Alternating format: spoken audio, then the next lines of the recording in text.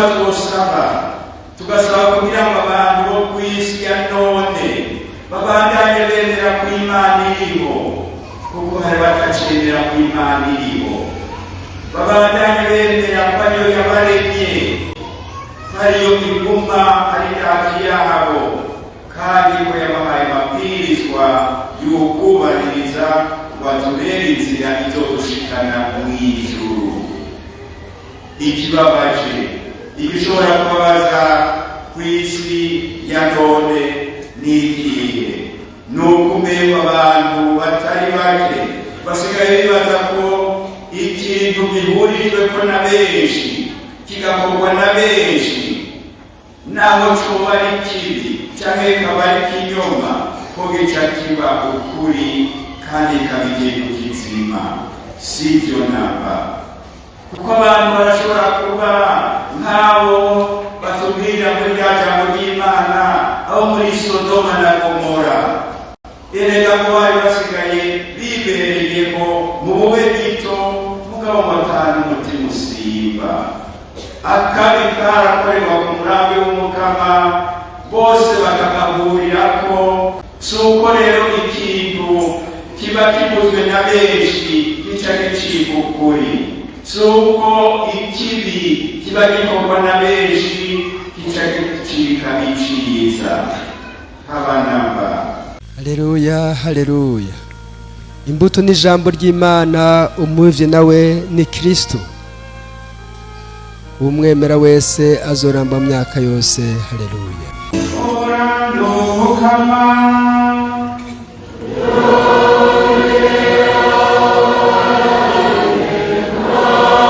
inkoziza ya Yesu Kristo uko yashikirijwe na Luka.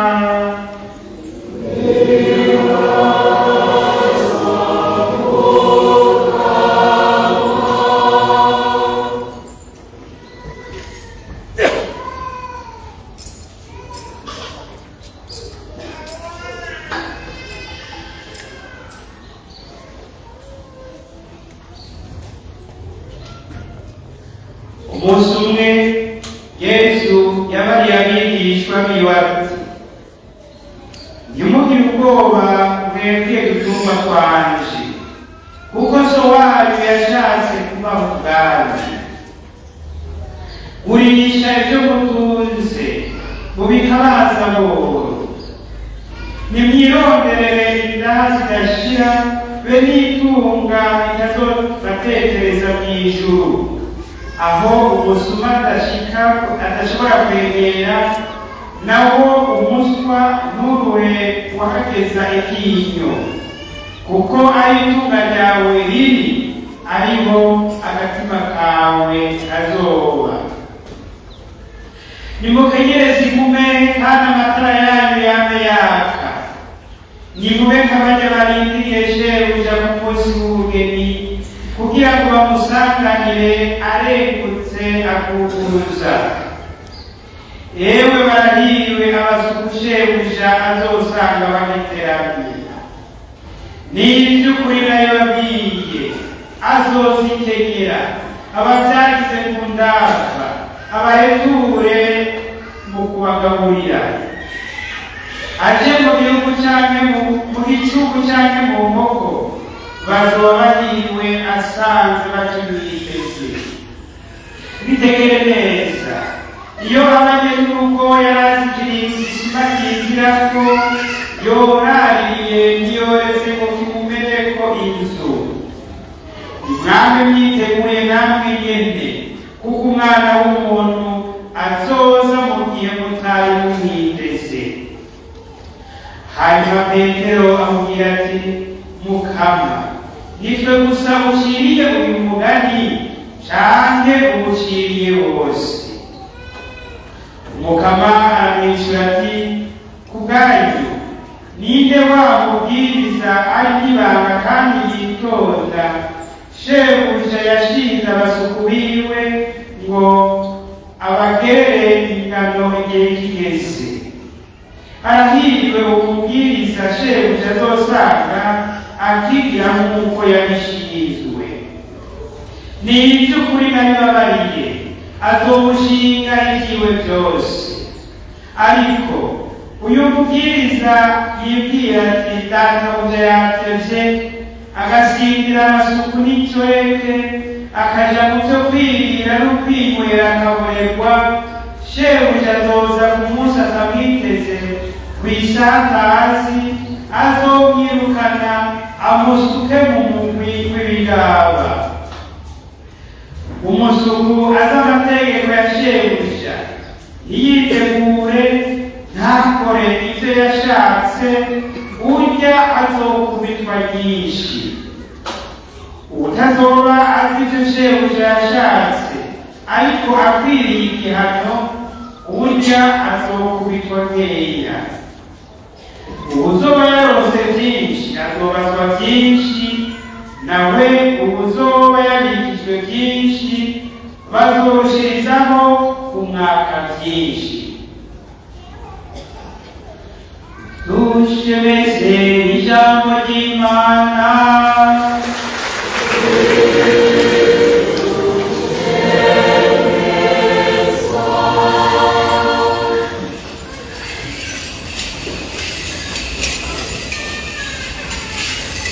Imbere y'ukwakira inyigisho z'umukirizwa n'icyubahiro, umwungere mukuru wa diyoseze nkuru ya Bujumbura arongoye inyuka ya misa, uwuserukira umurezi arahamagara ubugira agirigana ziwe za mbere.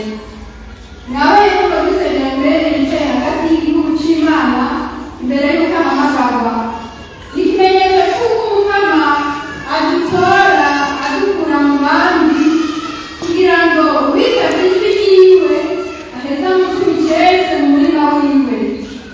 Nodusenera mbere nawe araheza yitwa avuga ati, sabwe mukama ndaregutse kumpamagaye. Mu nyuma aratera intambwe yegera altari, aho acabwira ikiganiro n'umwungere mukuru. Araheza yishure ku bibazo aja kumubaza, maze ashikiriza icese icifuzo ciwe. Bahejeje kuganira, twese turishura tuti dushimire Imana. Tubikurikirane tubandanya tumusabira.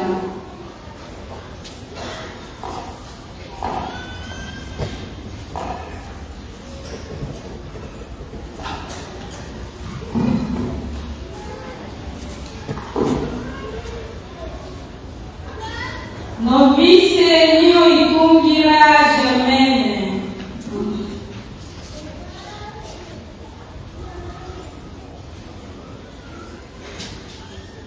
Sabwe mukama ndaregutse kumpamagaye.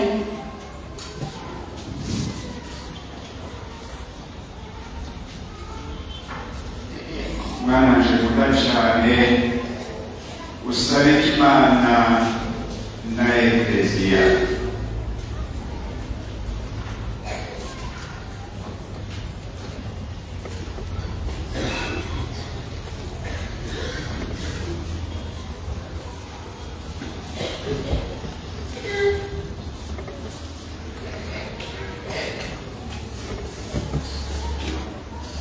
Ikigongo c'Imana n'ingayiraniro vyikorera ubudahemuka mu muryango wayo kabukabe Kasikigongo. Nifuza guheza ubuzima bwanje mu kwitanga mu rukundo, gufasha abo bose babikeneye, na cane cane abantu bato bato, zambe kugira mu kwemera nk'abana b'Imana. Turashimira Imana.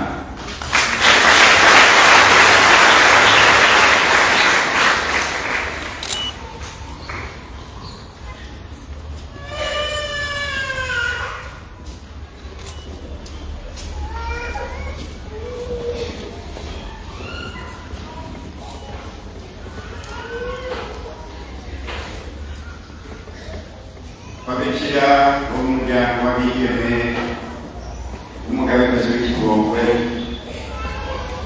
namwe bakristu mwese dusangiye gusenga,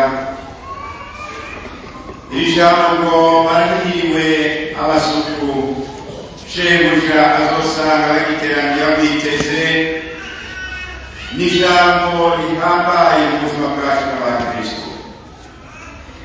ngo barahiriwe abasuku shebuja azosanga giteramye bamwiteze, abo nibo bahiriwe. Kuguma uteramye witeze ni ukuvuga ko wategereye ko ubuzima urimo ngaha ku isi atari bwo bwonyene Imana yakugeneye, ubundi bwo ntiwohava uguma witeze ibindi. Mu gisomwa ca mbere bati muri rya joro ryari ryaburiwe ba sokuruza, n'igihugu cawe citega kw'intungane zirokoka. Inkuru nziza nayo iti shebuja aje mu gicuku canke mu nkoko, bazaba bahiriwe abasuku azosanga bamwiteze. Kuko muca muvyumva abakozi b'Imana, ijambo ry'uyu munsi ritwibukije kuguma turi maso, dufise amatara yaka, ngo tumenye ko ngaha ku isi turi ku rugendo, ngaha ku isi turi ku rugendo. Ariko naho turi ku rugendo, si rwa rugendo gukorera amaboko, ni igihe nyabuna cyo gutunganya iyi si kugira ngo ibe isi y'ubutungane, isi y'amahoro, nk'uko inkuru nziza ibivuze iti azoba ahiriwe umubwiriza shebuja azosanga atunganya ibintu nk'uko yabishinzwe. Gutunganya ibintu uko Imana ibishaka, icyo tubwirijwe kumva ko tubereyeho kuri iyi si, gutunganya ibintu nk'uko Imana ibishaka. Twame twibuka ko Imana yaturemye ngo tuyimenye, tuyikunde, tuyikorere ku isi, duheze tuze tugende mu ijuru. Gukorera rero Imana kuri iyi si ni ugutunganya ibyo ngaha ku isi, kandi dukurikije intumbero iyo Mana yonyene yabihaye, kuko sitwe twabiremye, ni Imana yabiremye. Inkuru nziza abakozi b'Imana yongeye iti uzokwibwira ngo ko databuja yateke yige nikorera uko shaka, agatangura gusigira abasuku n'inshoreke, akishinga kwirira no kwinywera amagorerwe, azoba agowe. Nguwo azoba agowe. Niryo n'irindi jambo rikomeye ryo kuzirikana, kuko harimo abantu bahava bakiyoberwa, ugasanga intumbero y'ubuzima bwabo isigaye ariyo kwirirwa bararyana hagati yabo, baronderera irya zabo gusa, haba mu byo kurya cyangwa mu byo kunywa n'ibindi biryohera mubiri. Ubayeho gutyo ntaba kibayeho yubahirije ishaka ry'uwamuremye kuri iyi si.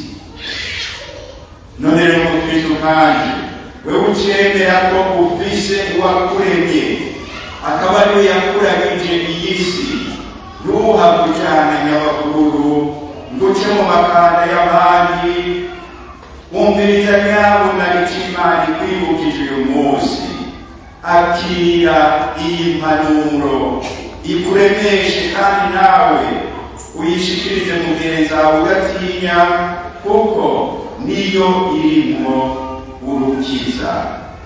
Kureka gusingira abasuku n'inshoreke, ni ukuvuga kwirinda inabi iyo ari yo yose wogirira ubundi, cyane cyane ubusanzwe uruta nk'umusuku cyane inshoreke, kuko nibo akunda gukarirwa, kuko nanone baba ari abasuku bakaba ari inshoreke.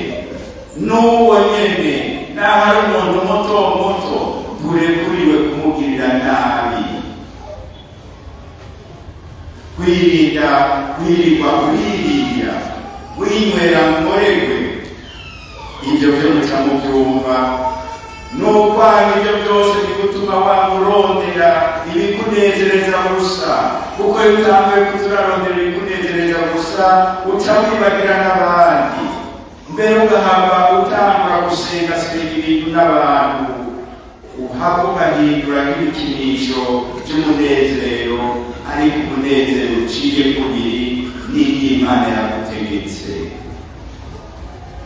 Bakristo bavandimwe, kuko muca mwitahura kugira ngo umuntu ashobore kwama yiteze ko shebuja azoza kumuhemba, nuko aba yemera ko atiremye, ko afise uwamushize kuri iyi si, kandi ko umunsi w'izina azomubaza ingene yigenjeje n'ingene yatunganije ivyo ngaha kw'isi yarashinzwe.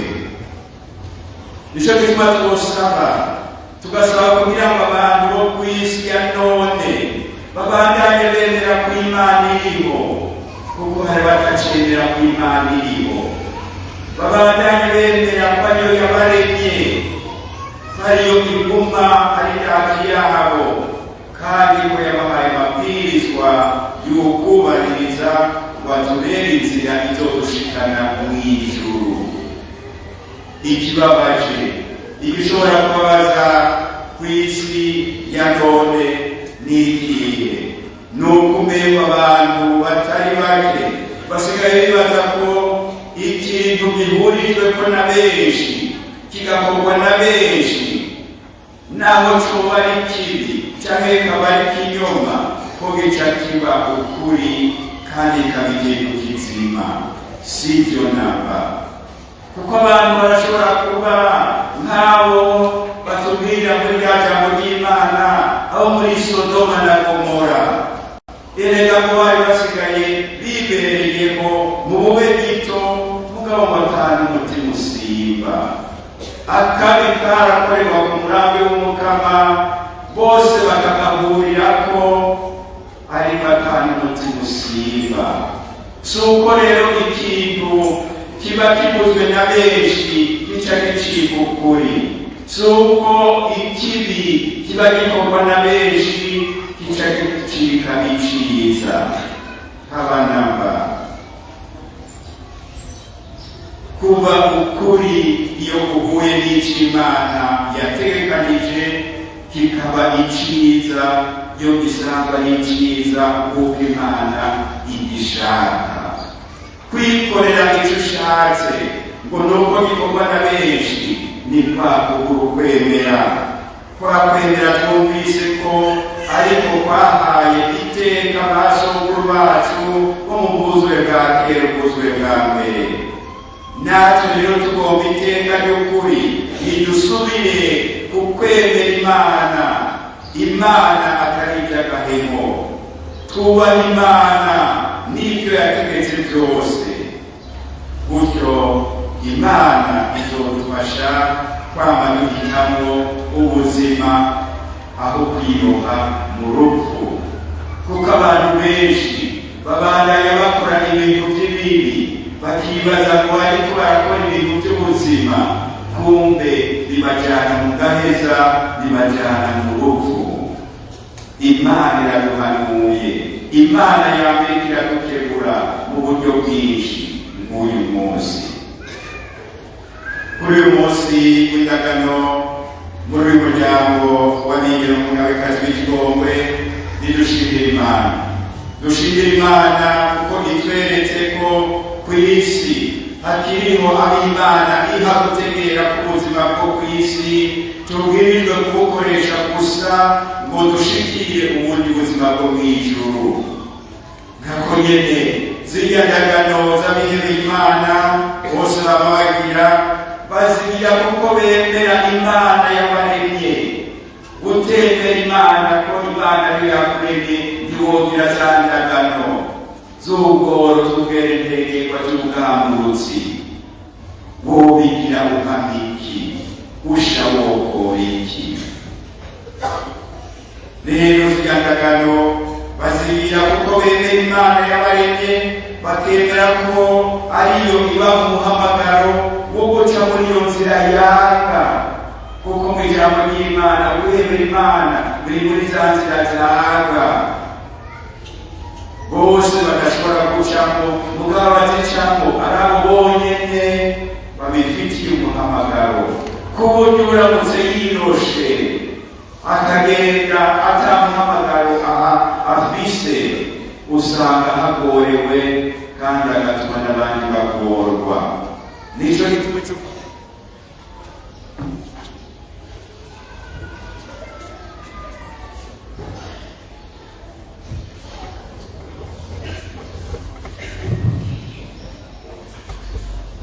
nicyo gituma icy'ugutohoza imbere ya byose, imbere y'uko umuntu yihebera Imana, abwirijwe kubanza gutohoza neza y'uko ari umuhamagaro wiwe, kugira ngo ntahave yishora, kuko mu kwihebera Imana kirazira kwigemura.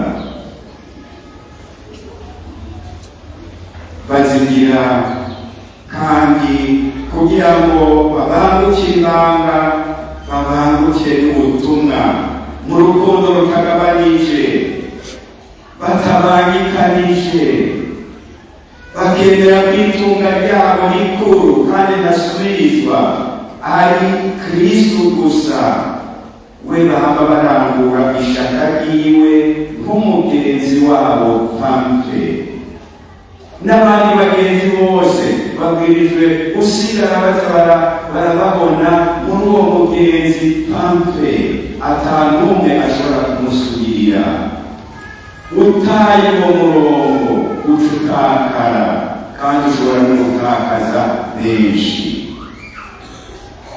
Bavukanye mwese mugira indagano z'abihebeye Imana, murakoze kuza muratwibutsa ko tubwirijwe kubaho ubuzima bwacu bwo ngaha ku isi tubukoresha ngo tuze dushike mu ijuru. Murakoze kutwibutsa mu kimenyetso kiboneka cy'ubwihevyi ko tubwirijwe kwama turi maso tugavye, kugira ngo igihe cyose databuja azozirako asange tukimwemera, tukimwiteze, tukimukorera kandi tukimukunda. Turabasabira kuko muri mu nzira igoye cyane cyane kuri none, turabasabira ngo mugumye ibanga mwemera, namwe kuma muronsa akaryo ko kwegera bisumbirije Imana muri iyo nzira yo kwihebera Imana, kuko muronka akaryo kenshi gusenga no kuzirikana. Namwe tubasabye ngo muze muradusabira kugira ngo natwe twese tuzobe muri abo basuku bahirwe Imana izosanga bagiterambye bayiteze nk'umwana yiteze umuvyeyi. Muze muradusabira mudasiba. Ese Bikira Mariya umugabekazi w'ikigongwe, mwatoranye k'umuvunyi, namwe yokwama babera mu ngoro, ngo mwame muhimbawe n'ibanga, kandi mushire ukubute ukuranga ubutumwa bwo kwitwararika abato bato. Imana nihezagire uyu muvukanyi wacu agiragire indagano za mbere, ibahezagire mwebwe mwese abanyamuryango, yongere ihezagire umuryango wanyu wose. Amen.